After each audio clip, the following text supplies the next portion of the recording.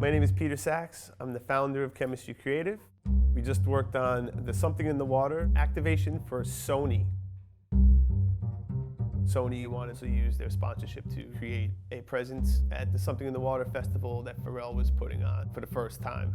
Chemistry Creative got involved to help with the creative ideation of how these things come together with our experiential experience. And of course, technologically, a lot of what we were doing is building out systems to showcase some of Sony's technology.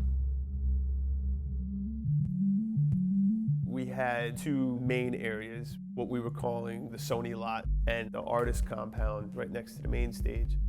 In the Sony lot, we had a smaller activation for Men in Black International. There was also a Sony PlayStation truck, which was a self-contained mobile experience. People were able to check out the new Sony Xperia phone. That was also a standalone activation. There was the Aibo pen, which is Sony's interactive electronic dog. We created a little dog house for them to roam around in. And then we had the main stage in the Sony lot where emerging artists would perform, which integrated the general design elements of the whole space. There was some large scaffolding that was installed that we would outline using bespoke LED tube technology that we do quite a lot of work with. We had one other activation in the Sony lot. There was a dome that had projected content and a 360 audio array. 360 audio is something that's relatively easy to do on an individual level. When you try to bring that to an audience, it becomes much more complex. How do you immerse someone within a song that otherwise would just be a stereo track? There were specifications that were given in terms of the size of the dome, how many tracks needed to be played back, but beyond that, it was really within our court to have to develop the system to be able to do that. We had three teams: the physical dome construction, the sound element, and then the visual element, the projections. There had to be synchronization of all those elements to make it work, and again, create the immersive experience that we were trying to make. When we found out that there was this immersive sound element, we immediately turned to some of our roots in meditation. It seemed like a golden opportunity to bring that to Sony.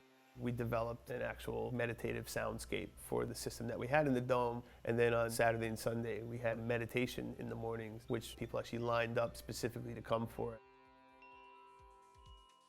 There was also the artist compound where all the artists hang out before they were on the main stage. We built a soundproof room to house the 360 RA Sony technology, but a little bit more clinical, where they would actually sit people down and measure how they're hearing things. We had to make sure that this thing was not going to get into any issue with safety or with high winds.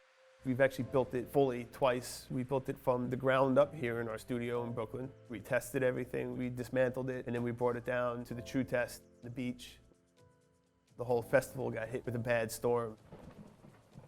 It was very gratifying that nothing happened to our house on the artist compound.